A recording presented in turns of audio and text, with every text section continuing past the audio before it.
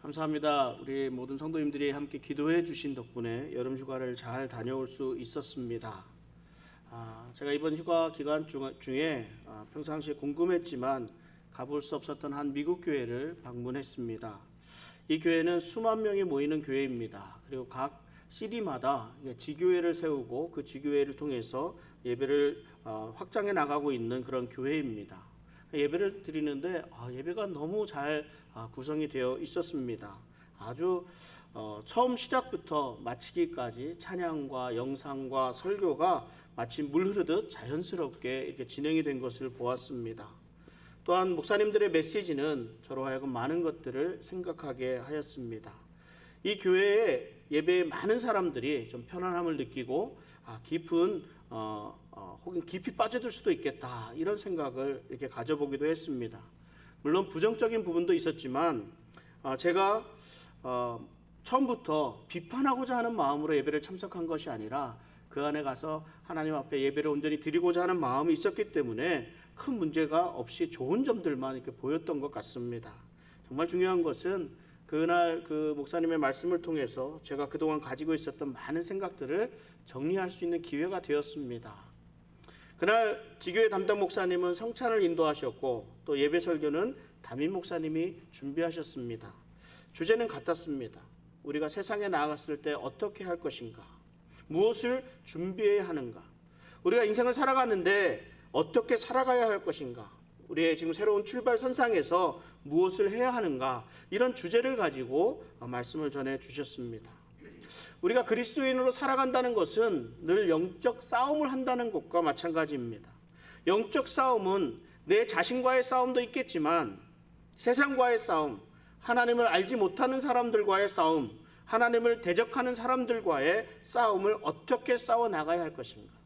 어떻게 사단의 방해를 이기고 승리할 수 있을 것인가? 이런 여러 가지 이야기를 할 수 있습니다. 그 출발선에서 무엇을 해야 할 것인가? 그것에 대한 부분을 말씀해 주십니다. 지난주일 본문에는 엘리사와 사환의 이야기를 나누었습니다. 그때는 아람과 이스라엘이 전쟁 중에 있었습니다. 아람 왕이 이스라엘을 공격하려고 합니다. 근데 공격하려고 하는데 공격하려고 진을 칠 때마다 이스라엘 왕이 어떻게 알아서 그것을 미리 방비하고 대책을 세우고 물리치는 거예요. 그래서 이거 우리 안에 스파이가 있지는 않은가? 아람 왕이 이렇게 생각을 했습니다. 근데 그 신하가 이런 말을 합니다. 이스라엘 땅에는 이스라엘 왕에게 아람 왕이 명령한 모든 것을 다 가르쳐주는 선지자가 있다. 이렇게 얘기를 하는 거예요. 그 사람이 바로 엘리사였습니다. 아람 왕이 어떻게 생각했겠습니까? 이 엘리사 먼저 잡아야 되겠다. 이렇게 생각을 했습니다. 그래서 큰 군대를 보내서 엘리사를 잡아오라고 했습니다. 엘리사의 사환이 아침에 눈을 떠보니까 그 도단이라는 성 주변을 이 아람 왕의 군사와 군대, 말과 병거들이 가득 채우고 있었습니다. 에워싸고 있었습니다. 사환이 엘리사를 깨웁니다. 그리고 이 사실을 보고합니다. 내 주여, 우리가 어찌하리이까? 아람의 큰 군대를 보고 사환은 두려움에 빠졌습니다. 어떻게 할 수가 없었습니다. 그 사실, 그 느낌, 그 감정, 그 생각대로 그대로 보고합니다. 그러나 엘리사는 대수롭지 않게 대답을 합니다. 그 말씀이 열왕기하 6장 16절 말씀입니다. 함께 읽어보겠습니다. 대답하되 두려워하지 말라. 우리와 함께한 자가 그들과 함께한 자보다 많으니라 하고. 지금 똑같은 상황을 같은 시간 같은 장소에서 보고 있습니다. 엘리사와 사환의 관계입니다. 그런데 엘리사가 보는 시각과 이 사환이 보는 시각이 다릅니다. 사환은 큰 아람 군대를 보고 두려워합니다. 그런데 엘리사는 우리와 함께한 사람이 저들보다 많다고 두려워 말라 합니다. 무엇 때문이겠습니까? 엘리사에게는 보이는데 사환은 보지 못하는 것이 있다는 말입니다. 이에 엘리사가 기도합니다. 열왕기하 6장 17절에 이렇게 기도합니다. 기도하며 이르되 여호와여 원하건대 그의 눈을 열어서 보게 하옵소서 하니 여호와께서 그 청년의 눈을 여심해 그가 보니 불말과 불병거가 산에 가득하며 하여 엘리사를 둘렀더라 말씀합니다. 엘리사가 구한 것은 사환의 눈을 열어 보게 해달라는 것이었습니다. 우리 눈에 보이는 것이 다가 아닙니다. 세상 사람들은 눈에 보이는 것만이 전부인 것처럼 알고 살아갑니다. 이들과 우리들과의 다른 점이 무엇이 있겠습니까? 우리에게는 보이지 않지만 볼 수 있고 바랄 수 없는 것을 바라는 그 믿음이 있습니다. 세상의 눈으로는 볼 수 없는 그것을 믿음의 눈으로 볼 수 있어야 합니다. 이 엘리사는 사환이 보지 못하는 자신과 함께하는 불말과 불병거를 사환이 볼 수 있게 그 눈을 열어달라고 기도합니다.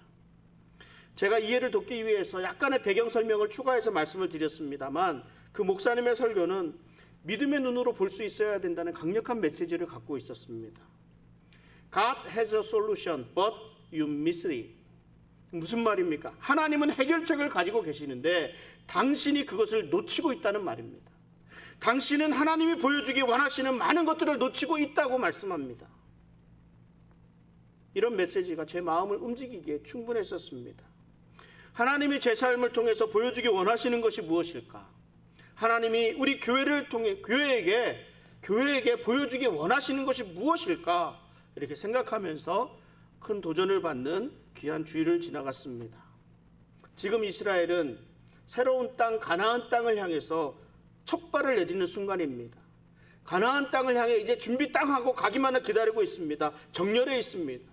모세는 이러한 이스라엘 백성들의 믿음의 눈을 뜨고 하나님만을 바라보기를 원했습니다. 모세는 가나안에 들어가면서 보게 될 수많은 유혹들이 이스라엘 백성들에게 임하게 될 텐데 그때 이스라엘 백성들이 바르게 대처하기를 원했습니다. 참 하나님의 말씀이 놀랍지 않습니까? 미리 되어질 일을 알려주시고 그 말씀대로 따르기만 하면 되지 않겠습니까? 그런데 또한 이 사람들의 마음과 생각이 또한 놀랍습니다. 미리 알려주시는데도 그 말씀대로 따르지를 않습니다. 끊임없이 의심하고 불순종하면서 고통 속에서 살아갑니다.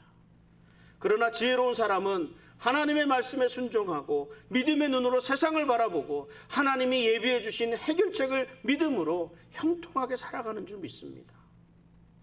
그래서 모세는 이스라엘 백성들에게 유혹에 넘어가지 말라고 경고합니다. 가나안 땅, 그때 당시에 가나안 땅 사람들의 특징 중에 하나는 눈에 보이는 것이 세상을 지배한다는 것입니다. 물론 오늘날에도 우리들이 살아가는 데에도 그 특징이 다를 것은 없습니다. 눈에 보이는 것들이 기준이 됩니다. 부와 명예가 성공의 기준이 됩니다. 보이는 것들이 보이지 않는 마음을 뒤흔들어 놓기도 하고 미혹하기도 합니다. 우리의 마음과 생각을 보이는 것들이 마구 흔들어 놓습니다. 그런데 하나님이 이것들에 속지 말라고 말씀하고 있습니다. 먼저 모세는 거짓 선지자에게 속지 말라고 말씀합니다. 당시 사회의 특징 중 하나는, 또 한 가지 특징은 어떤 특출한 능력을 가진 한 사람에 의해서 많은 사람들이 영향을 받는다는 거예요. 사탄은 이것을 놓치지 않았습니다. 하나님과 이스라엘을 갈라놓기에 가장 좋은 방법은 하나님이 행하셨던 이적과 기사를 행하는 이 거짓 선지자를 파견하는 것이라고 생각을 했던 것입니다. 선지자라는 어떤 사람들입니까? 하나님께서 보여주신 뜻을 하나님의 백성들에게 전하여 주던 대언자를 선지자라고 합니다.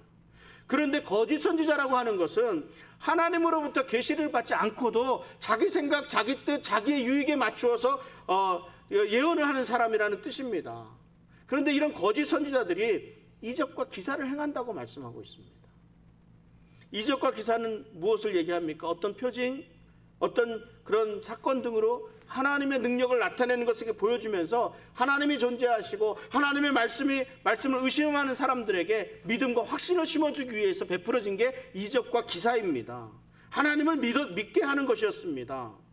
병을 낫게 하거나 기적을 베풀어서 하나님의 하나님 되심을 믿게 하고 하나님이 존재하심을 믿게 하고, 그러니까 너희들 하나님 믿어야 된다 하는 것이었습니다.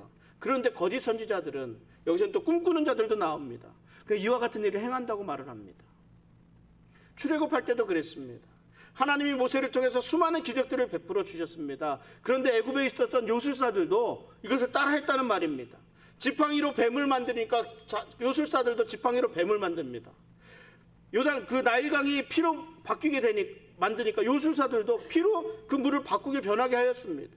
개구리가 땅에 올라오게 하니까 요술사들도 개구리가 땅에 올라오게 했습니다. 똑같은 기적들을 베풀었습니다. 그런데요, 이 티끌이 이가 되는 재앙부터는 흉내를 못 내는 거예요.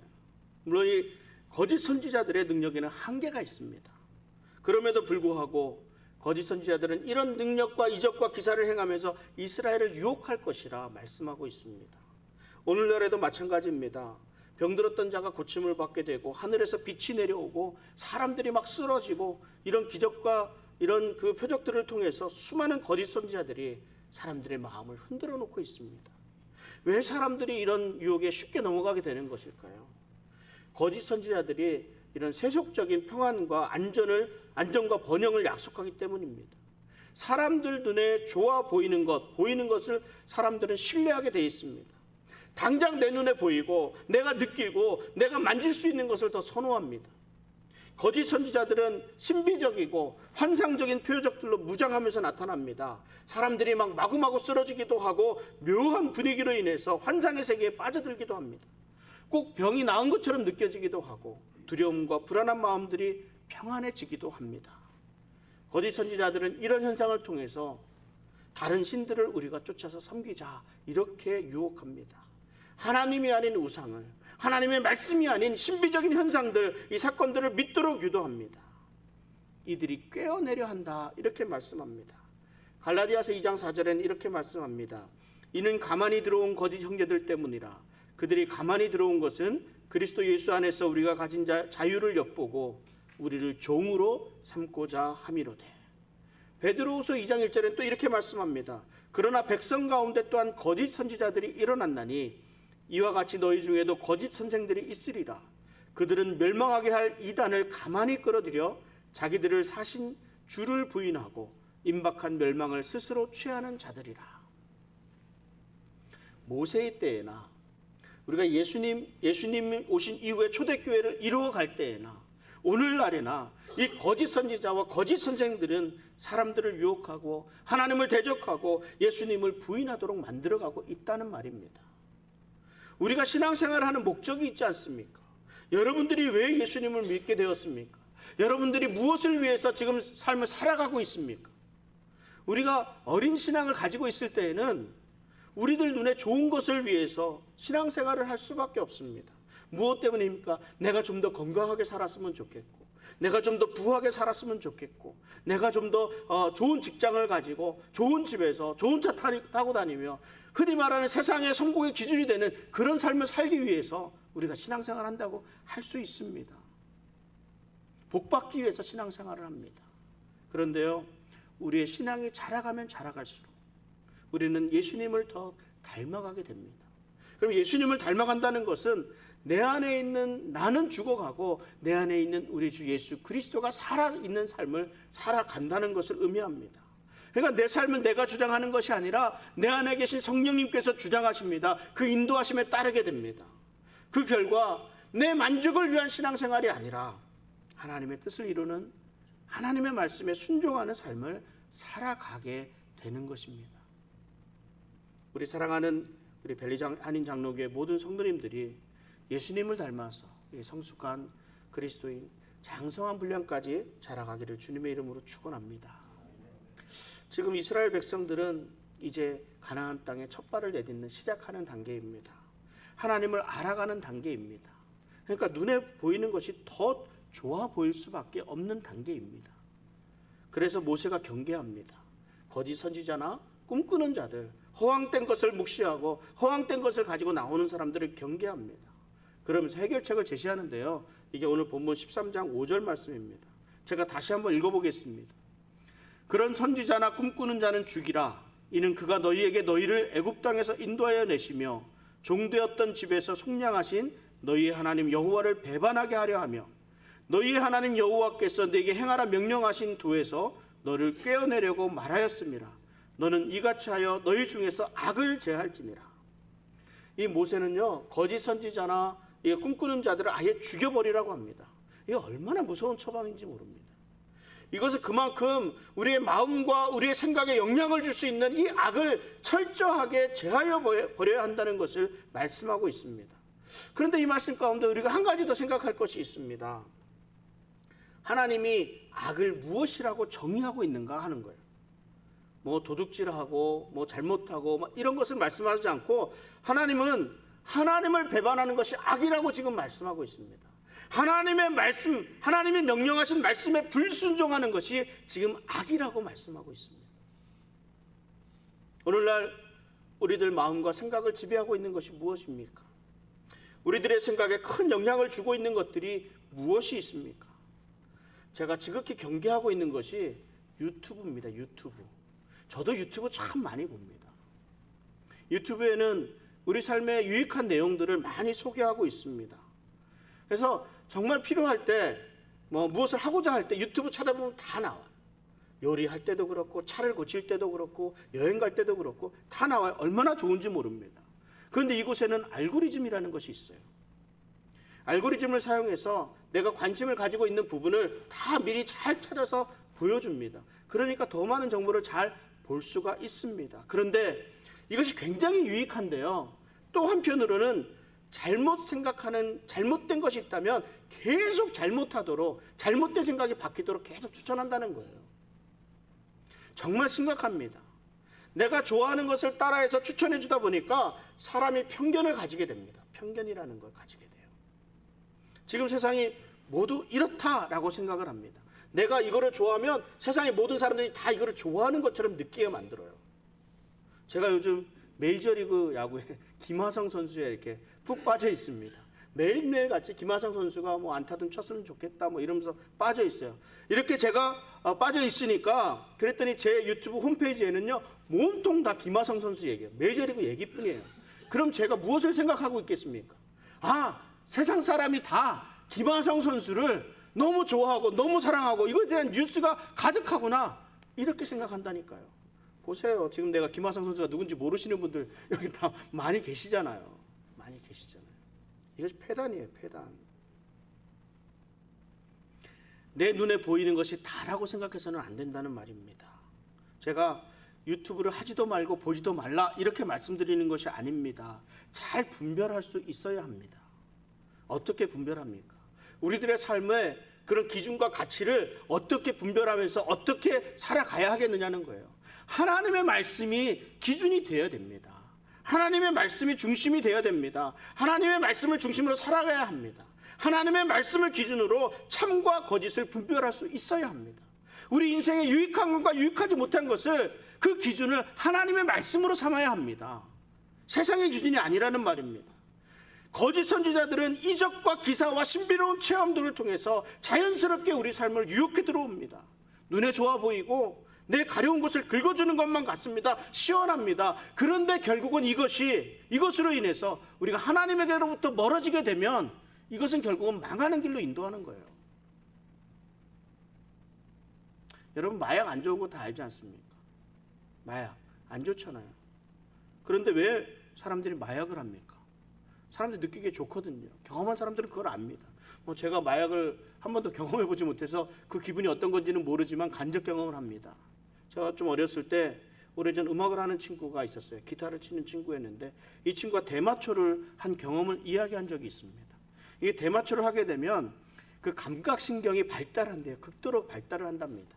그래서 아주 기타를 막 현란하게 아주 잘 칠 수 있게 된다 그럽니다.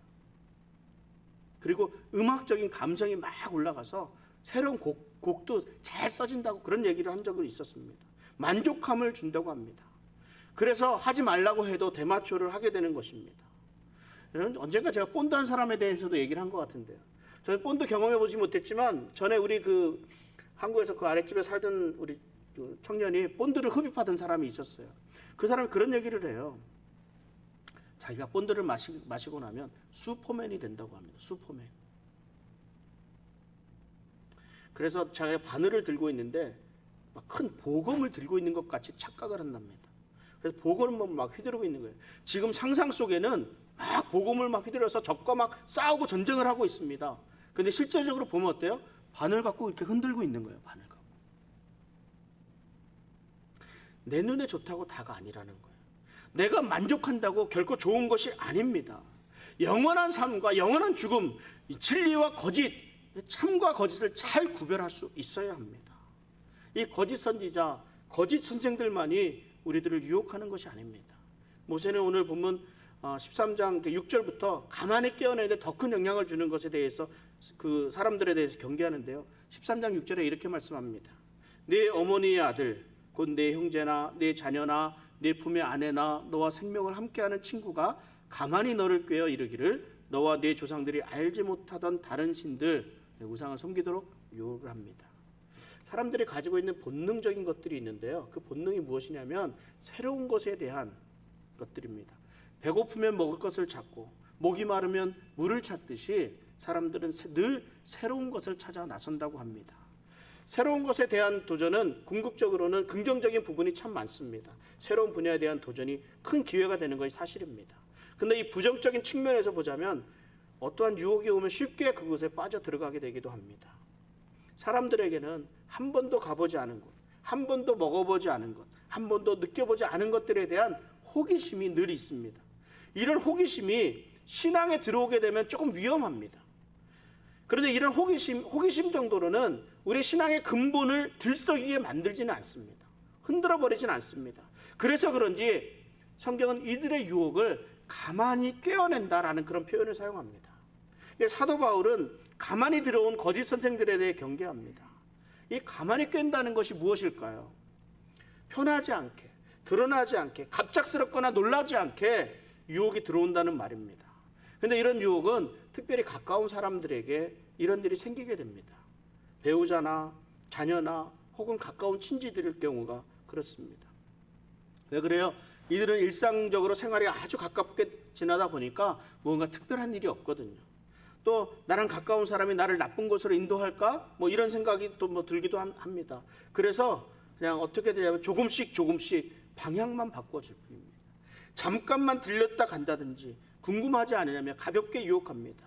이런 것들 조심하라는 말이에요. 작은 것이라고 무시해서도 안 됩니다. 이 순종과 불순종은 종이 한 장 차이라 할 수 있습니다. 창세기 39장 7절에 요셉의 이야기가 나오는데 이런 말씀이 있습니다. 그 후에 그의 주인의 아내가 요셉에게 눈짓하다가 동침하기를 청하니. 이게 모든 악이 다 이런 거예요. 모든 악이. 처음부터 강하게 몰아치지 않습니다. 보디발의 아내가 그 요셉을 유혹할 때도 그랬다는 거예요. 처음부터 나랑 동침하자 이렇게 하고 나가질 않았다는 얘기예요. 처음에는 눈짓하다가 눈으로 유혹 몇 번 하다가 이렇게 하다가 동침하자 이렇게 동침하자 청했다고 합니다. 대부분의 유혹이 눈짓부터 시작합니다. 그러니까 우리가 깨어있지 않으면 우리가 의식하지 못하는 사이에 우리는 유혹의 올가미에 그냥 걸리게 된다는 거예요. 그러므로 우리가 늘 우리 자신을 점검해야 합니다. 사도 바울은 데살로니가전서 5장 22절에 악은 어떤 모양이라도 버리라 말씀합니다. 아주 작은 유혹, 미미한 유혹일지라도 그것을 간과하면 어느덧 큰 유혹에 넘어가게 되는 이 사실을 깨닫고 우리의 삶에서 악은 모양이라도 버려야 합니다. 신명기 13장 13절에 또 이렇게 말씀합니다. 너희 가운데서 어떤 불량배가 일어나서 그 성읍 주민을 유혹하여 이르기를 너희가 알지 못하던 다른 신들을 우리가 가서 섬기자 한다 하거든. 무슨 말이에요? 처음에는 거짓 선지자, 꿈꾸는 자들이 유혹해 들어옵니다. 자녀나 아내나 가까운 친지들이 유혹해 들어옵니다. 이제는 가나안 땅에 정착한 이스라엘 백성들 가운데 그 한 성에서 생활할 수 있는 특별한 상황들을 모세가 지금 설명하는 거예요. 들려오는 소문에 이런 사람들이 있다고 합니다. 그러면서 어떤 불량배가 일어나서, 불량배라는 말은요, 품행이 나쁘다, 가치가 없는, 쓸모없는, 무익한, 법이 없는 악한 자들을 가리킵니다. 이 불량배가 뭐라고 해요? 다른 신들을 우리가 가서 섬기자 한다, 이렇게 말한다는 거예요. 이것이 먼 저쪽에서, 먼 성읍에서 소문으로 들려온다는 거예요. 어떻게 해야 됩니까? 14절 15절에서 이렇게 말씀합니다. 너는 자세히 묻고 살펴보아서 이런 가증한 일이 너희 가운데 있다는 것이 확실한 사실로 드러나면 너는 마땅히 그 성읍 주민을 칼날로 죽이고 그 성읍과 그 가운데에 거주하는 모든 것과 그 가축을 칼날로 진멸하고. 모세가 지금 설명하고 있는 것이 헤렘 전쟁이라는 거예요. 헤렘법은 이스라엘이 주로 가나안 민족들에 대해서 실행해야 될 전쟁의 방편이었습니다. 이스라엘은 가나안 땅에 살고 있는 모든 민족을 다 죽여야 했습니다. 왜냐하면 가나안 사람들이 살아남아서 이스라엘 사람들을 유혹해서 여호와를 떠나게 할 것을 염려했기 때문입니다. 다른 신을 섬기게 할 그런 위험성이 있기 때문에 하나님께서 다 멸하라고 명령하셨습니다. 이스라엘 사람들은 가나안 민족을 진멸해야 할 뿐만 아니라 그들의 종교도 철저하게 파괴해야 했습니다. 가나안 민족들이 섬기고 있던 신들의 제단을 헐고 주상을 깨뜨리고 아세라상을 찍고 조각한 우상들을 불살라야 했습니다. 이스라엘이 가나안 민족의 종교를 확실하게 제거해야 하는 것은 이스라엘은 하나님이 택한 거룩한 민족이었기 때문입니다. 그런데 오늘 신명기 13장에서는요, 이 헤렘의 대상이 가나안 민족들이 아니라 동족 이스라엘이라는 겁니다. 동족 이스라엘. 이스라엘 가운데서 다른 신을 섬기는 사람이나 다른 신을 섬기자고 유혹하는 사람들은 다 이 헤렘의 대상이 되었다라는 것을 말씀하고 있습니다. 그래서 다른 신을 섬기자고 하는 유혹이 있는 사람이 있으면, 유혹하는 사람이 있으면 가차없이 그들을 제거해야 합니다. 이게 실로 엄청난 일입니다. 그래서 모세는 강조합니다.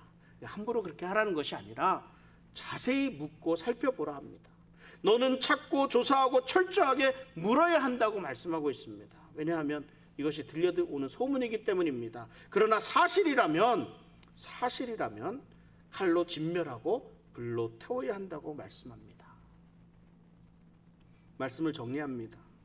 모세는 가나안 땅 초입에서 가나안을 향해 출정할 준비를 하고 있는 이스라엘 백성들에게 가나안 땅에 들어가서 보게 될 일들에 대해 설명합니다.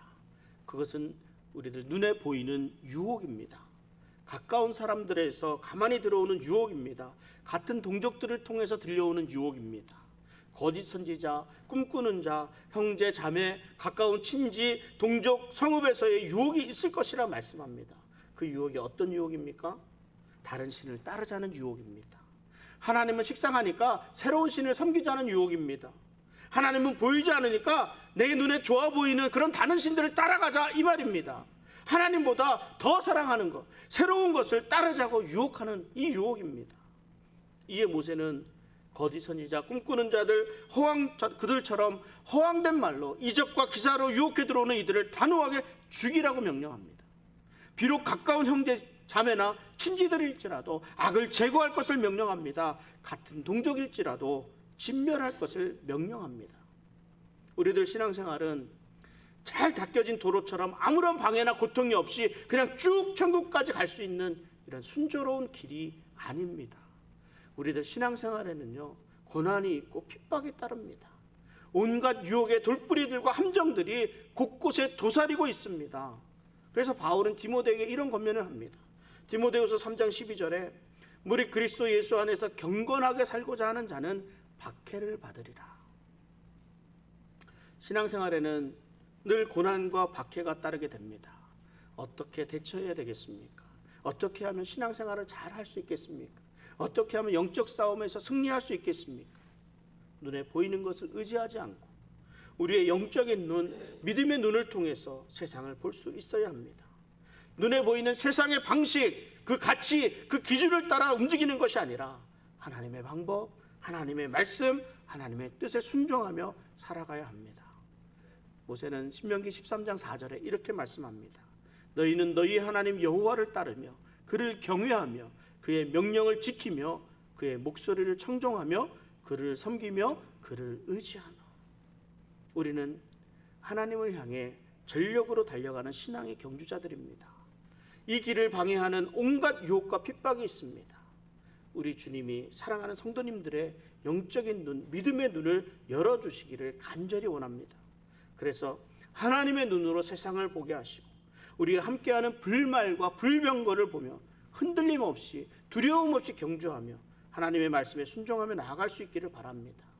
그래서 어떤 상황과 유혹 가운데서도 하나님의 말씀을 중심으로 그 말씀에 순종하며 살아가고자 하는 우리 성도님들의 삶 가운데 하나님이 허락하시는 크신 은혜가 가득하시길 주님의 이름으로 축원합니다. 하나님,